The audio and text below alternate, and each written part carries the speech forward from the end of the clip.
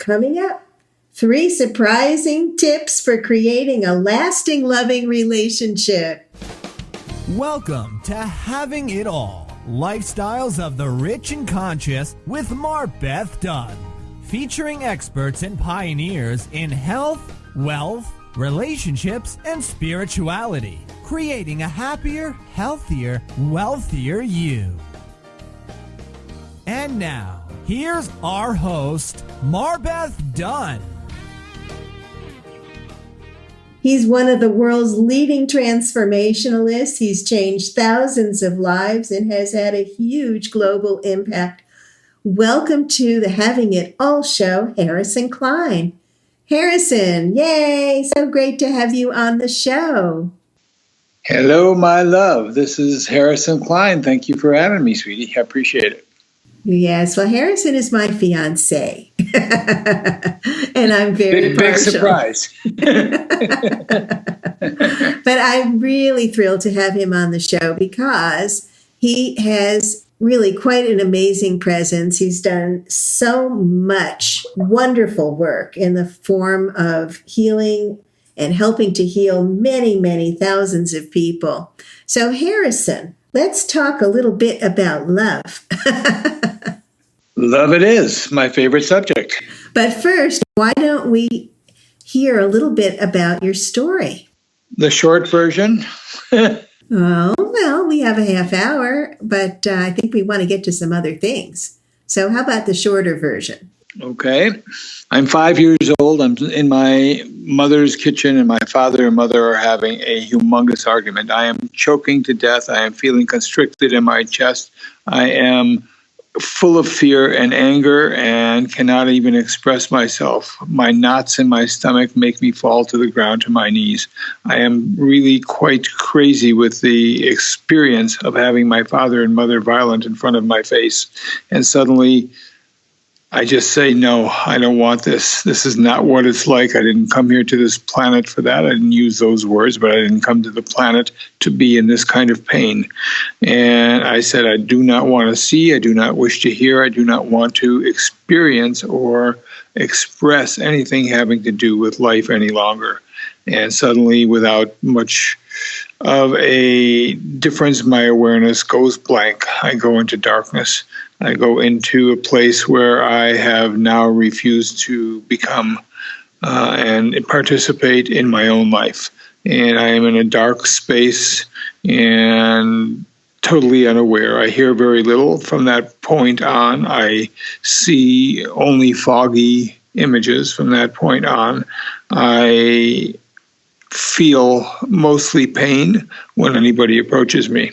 So in a very tactile kind of way, I feel mostly pain. My ribs hurt, my body aches, so on and so forth. Fast forward 28 years or 23 years to the age of 28. I'm sitting in a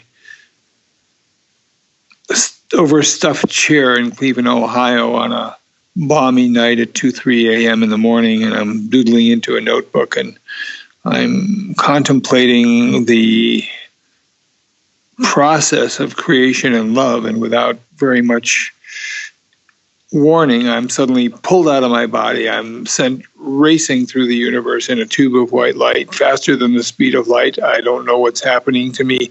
Colors coming at me, patterns coming at me, something I've never experienced before. Everything is exploding. Planets are birthing and dying. I'm watching galaxies spin. I'm hearing in the background choirs of angels at all the time moving at a velocity beyond the comprehension of the human body or mind. And through cosmic clouds and through experiences of breathing of the universe, all the stars are at my disposal. Every moment of experience is 1,000 different things in nanoseconds, and completely aware of the whole thing.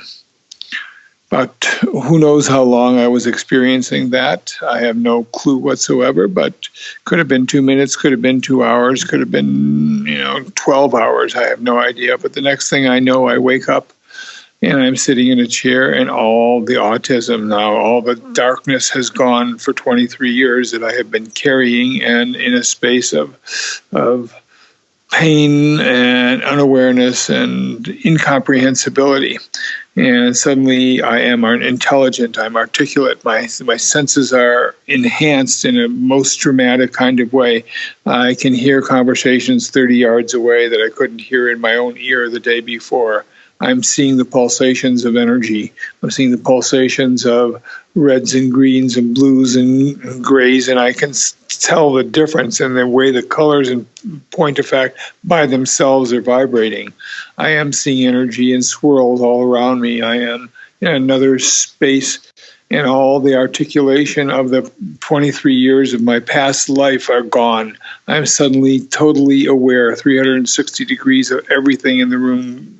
I'm aware of the sound of the air conditioner. I'm aware of the hum of the motors outside. I'm aware of my butt in the chair. I'm aware of all things that have ever happened to me in my entire life. I'm aware of the formation of thought, and suddenly it's in my spine, and then it's traveling up my neck spine and into my amygdala, and then across my corpus callosum, and jumping into my frontal lobe, and then exploding from that space about 2 inches in front of my head like a soap bubble into a word or into a picture. And suddenly I am in a different place. The Japanese call this kind of peak life experience a satori. And I don't know how many people on the face of the planet have it, but I imagine it's a small percentage.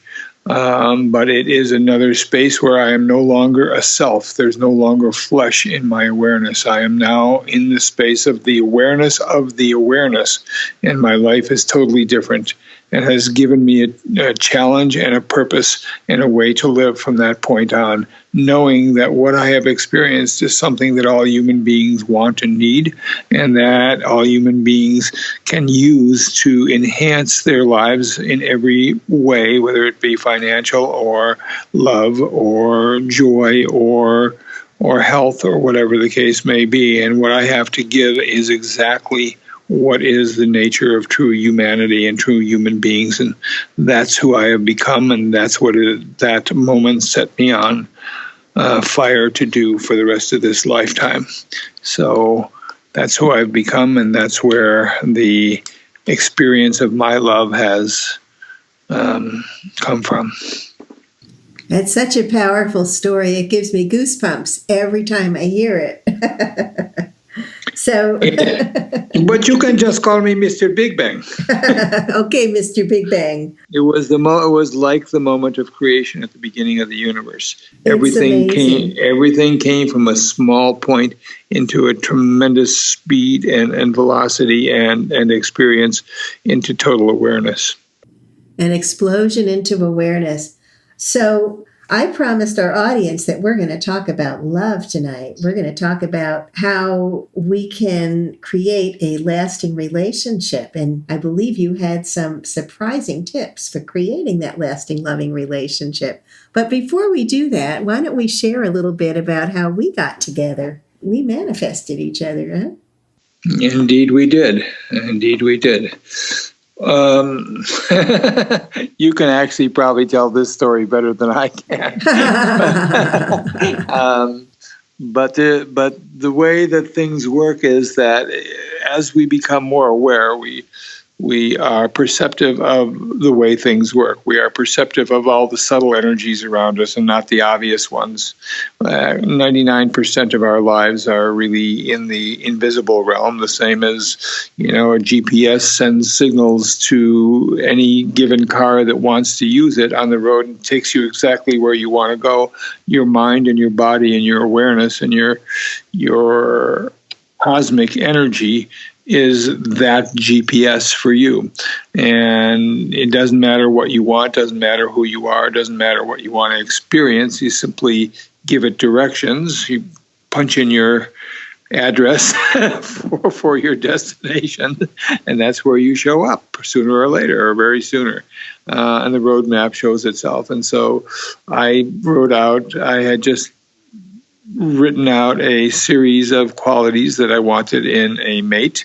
And given that I know how to manifest and have become a pretty strong, dynamic expert in that, I simply manifested you. And you showed up. That's well, sort of the shorter version of it. The truth is that both Harrison and I are great manifestors, and we each had a list of who we wanted as a partner. My list was about 50 items long, and Harrison's was about 12 or 13. And the top 2 items were blonde and big boobs. And you showed up. Oh, my God. And I showed up. But really, it's very surprising, or not really very surprising, how we filled each other's lists pretty much to a T. And it's been really good ever since. So we thought it would be really fun to have Harrison on the show, and he can talk about his tips for creating a positive, wonderful, lasting, loving relationship. We'll be back to our show in just a moment. Would you agree that the current state of the world is angry, chaotic, turbulent, and possibly insane? And that's not even mentioning everyone's personal issues. We all need miracles, and now is the time. I'm MarBeth Dunn, the Miracle Mama. Imagine a river of miracles flowing into your life, bringing harmonious relationships, better health, prosperity, clarity, peace of mind, and a deep sense of joy. What if you could know all your needs are being met and feel calm and peaceful even in the midst of turbulent change? Get your free guide now, 7 easy ways to harness the power of miracles at miracles101.com. That's miracles101.com, and live your miraculous life. Well, the first thing I would say, relationships are a very special thing. We are in relationship. Actually, the world is in relationship to us. We are not in relationship to the world. And as we become present to the understanding of the fact that we are the creators of our own reality and our experience, we see that the world is in relationship to what we put into effect, the first cause of all that stuff. But when it comes to becoming into relationship with another human being, as the life of our energy and our attention create and intention create the experiences that we want. The first thing is that I believe that, as we believe, so it is done unto us. So the first thing in order to create a great relationship is to believe that you can. The first thing is to believe that, not only is it possible, but that, you will. So the belief aspect of things are very, very dynamic, and it has nothing to do with the outside world. You have to first create an internal state, which is a decision that you make right now, and you become that decision that you will have a great relationship. And you need nothing outside of yourself to make that decision. So once that decision is done, now the universe goes to work on your behalf in order to pull all the composing and component and cooperative elements to make that thing happen. So the first place to have a great relationship is to believe that you can. The second is to basically focus on states of mind. Now, it isn't the activities that create a great relationship. It is the states of mind that we carry into the world that create a great relationship. The state of mind of I am integrous. The state of mind is I am a great helper to the person I love. The state of mind of I am love. I am focused on the other person's well-being. We release our focus on ourselves, and we extend the focus onto the other person's well-being. That in itself creates love. There's a lot of things that go along with that and applications that go along with that. Eye contact is really major, and especially at the beginning. The more eye contact we make with somebody across the table, the greater becomes our desire to become part of that person and merge with that person. And then the law of the universe takes hold and actually does that. So there are lots of different ways. You want a great relationship as you're dating. There's a different kind of vibration, if you will, or state of mind than if you were in a long-term relationship. At the beginning, gentle touching creates desire. And when we have desire, we're paying attention. You ever notice that when you are at the beginning of a relationship with somebody, as you lean forward and pay attention to them, you are always noticing everything about them. You're noticing whether they move to the left, move to the right, look at their watch, flip their hair, et cetera, et cetera. As you grow older into the relationship, most of the time, most people, forget paying attention to those kinds of things. But that is the desire factor, the attention that you pay to the thing that you want or the person you want, and the level of attention that you are committed to is the intensity of the exchange of energy between the two of your eyes. So the depth of who you are gets transferred through the eyes. The depth of who you are gets transferred through the love, and the vibrational element of who you are expands through that connection.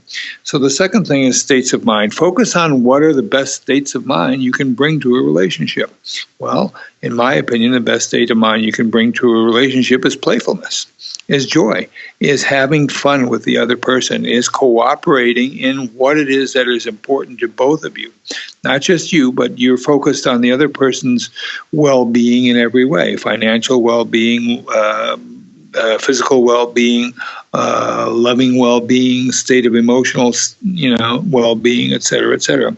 So you have a responsibility. The third thing is you have a responsibility, if you're in a relationship or coming into a relationship, to stay in a state of high connection, to stay in a state of not being bored. So you want to bring something to the relationship. You want to be in a space of always considering what can you bring to the next thing? What can you bring? That can be, taking charge of, where you want to go. That can be, creating social experience. That could be, cooperating in a business venture. That could be, participating in an athletic a process together. That could be all kinds of different things. So if I were to sum it up into 3 little tips, I would say the first is to believe that you can.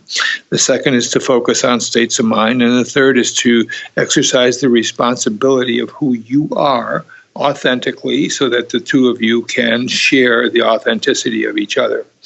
Now understand that who we are is a state of mind.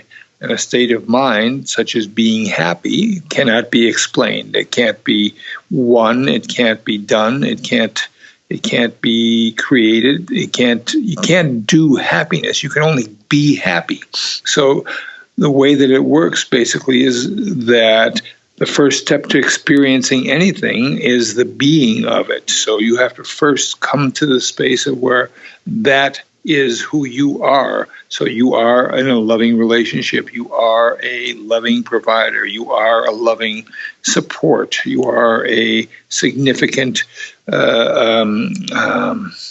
friend. You are a significant lover, et cetera, et cetera.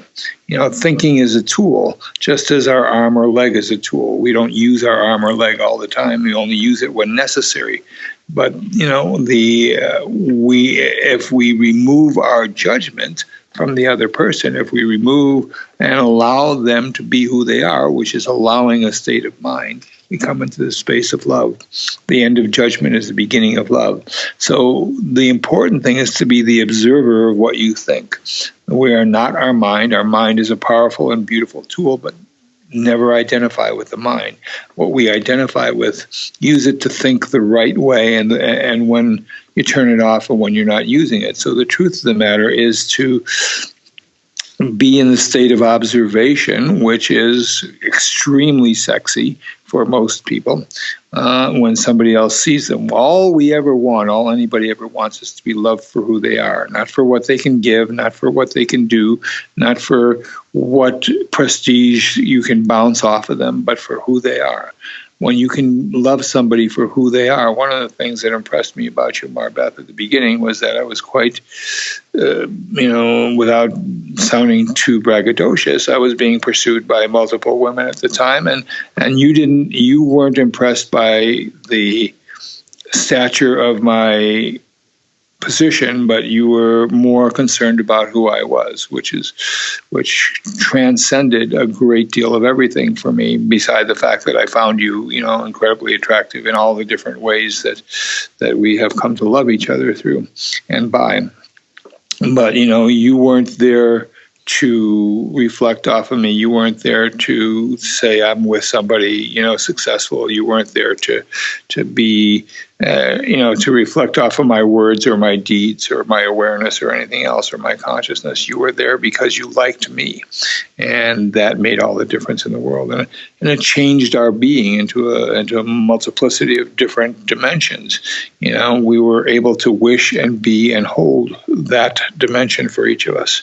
And, we learned how the choices that we made, came into the place of being, and when we turned and followed suit to the point of our love. So, the words I am are potent words. Be careful on how we educate each other. And when you say I am, it's a way of reaching back and claiming our real selves, whatever that happens to be.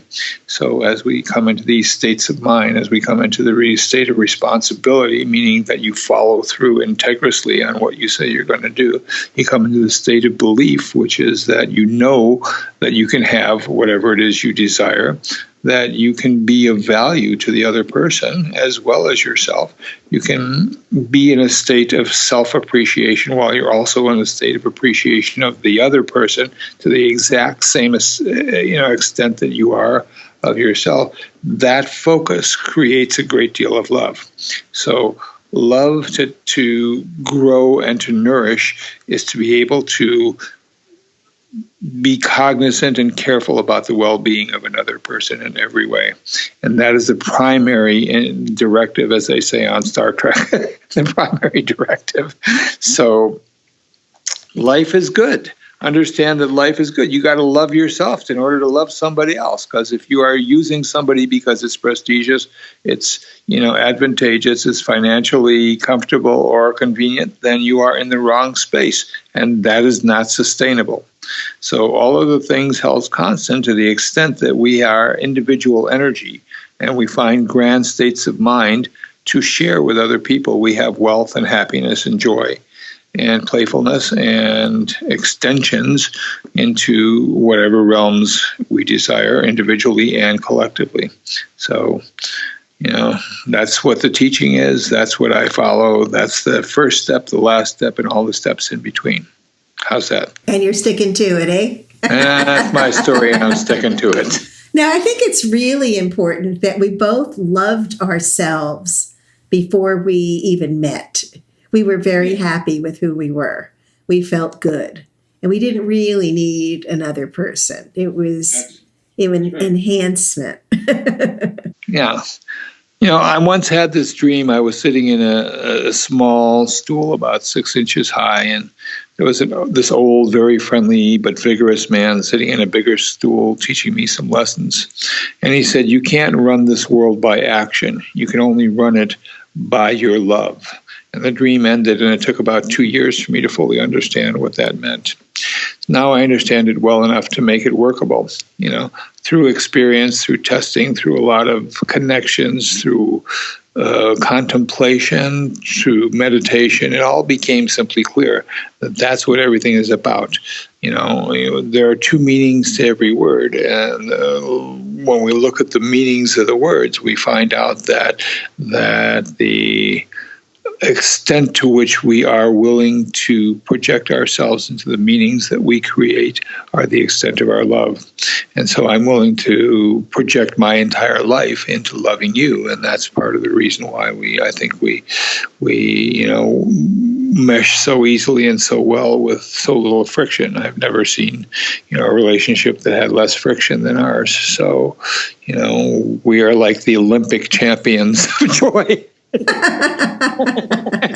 Well, I think also, before we get into the free gift that you have for our listeners, I wanted to share with everyone what happened before we met. About a month before we met, Harrison was sound asleep in his condo, and all of a sudden he felt someone spoon him.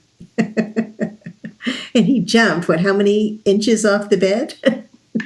Pretty high. Yeah, right?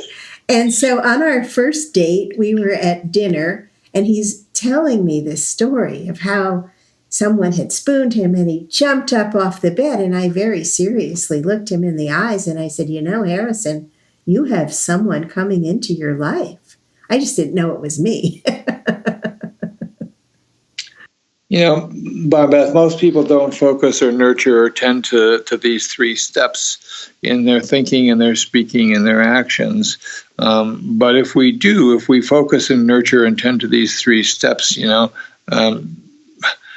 the way the universe works on all levels, creates the visible and the physical experience for us. So these laws of the universe are not some commandments of God. They're simply the laws that regulate and enable the universe to work.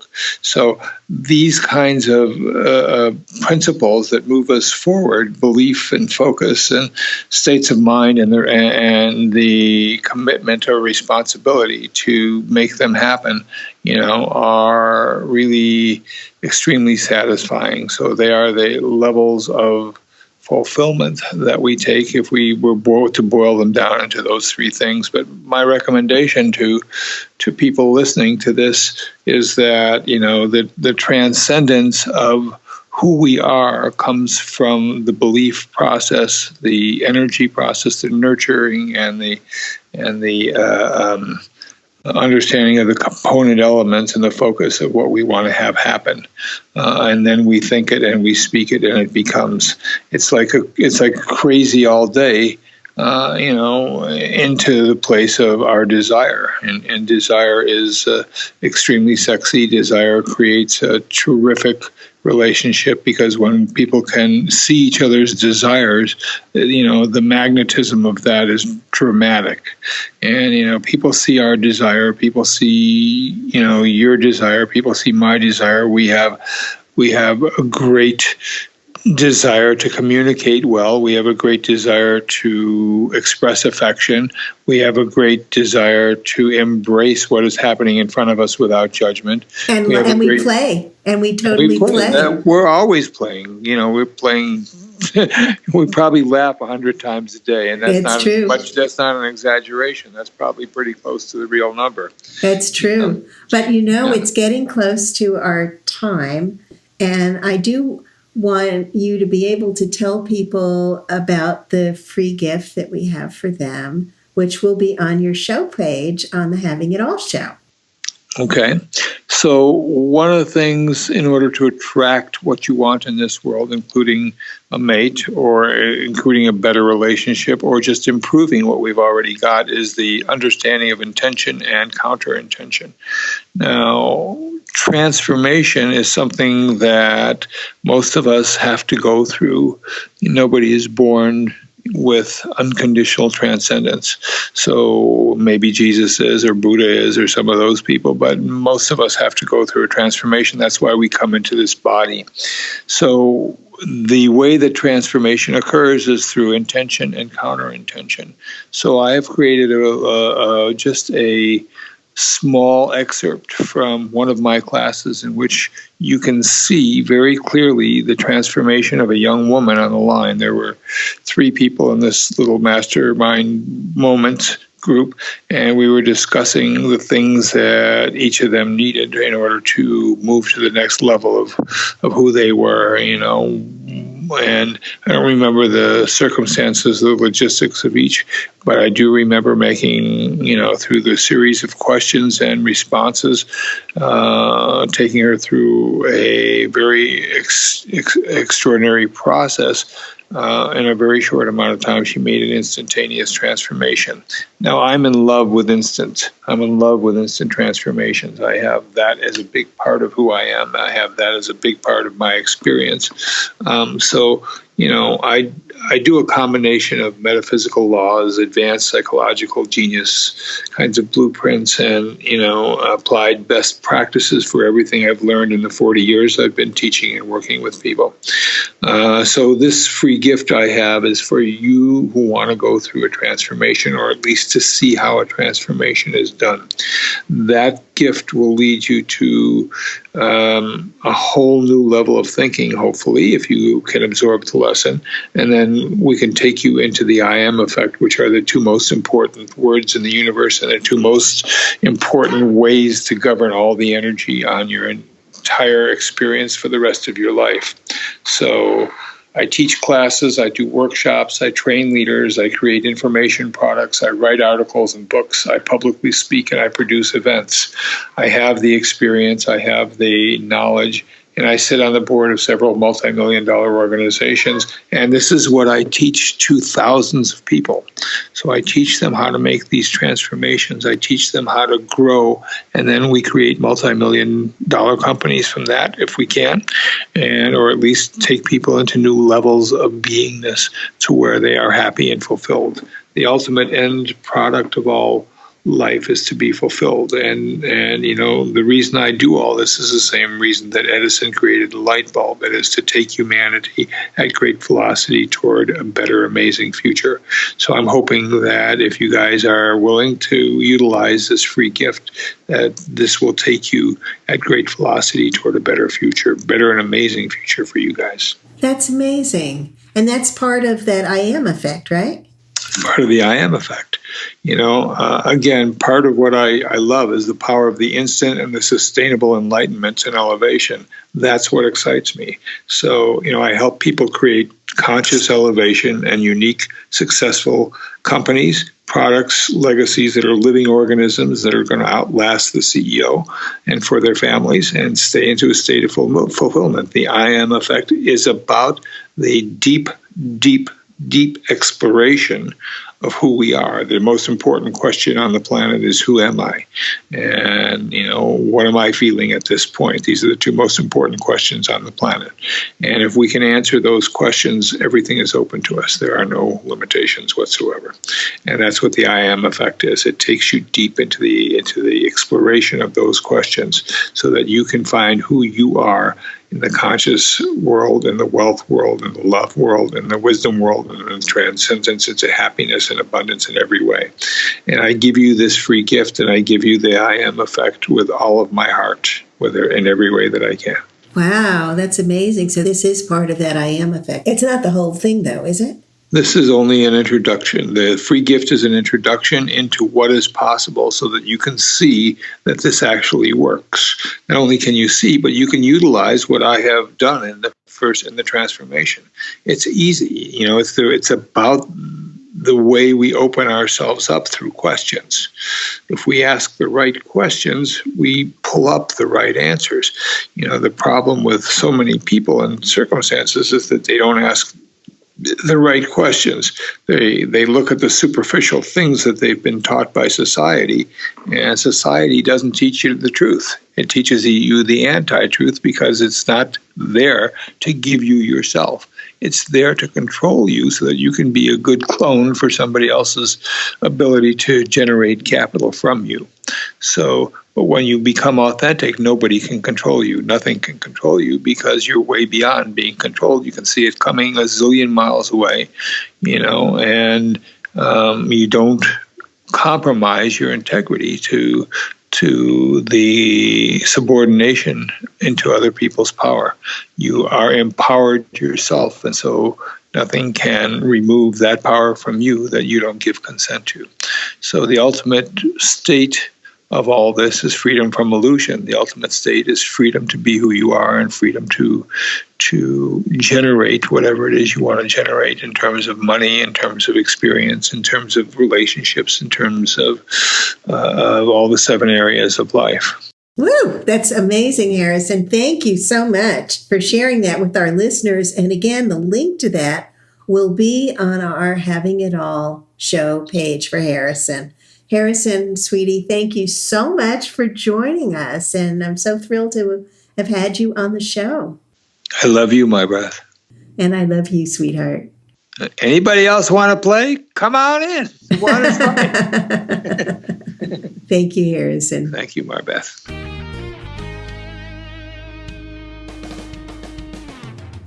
Join MarBeth next week on The Having It All Show, Lifestyles of the Rich and Conscious. Visit TheHavingItAllShow.com now to learn more about MarBeth and her special guests and download your free report.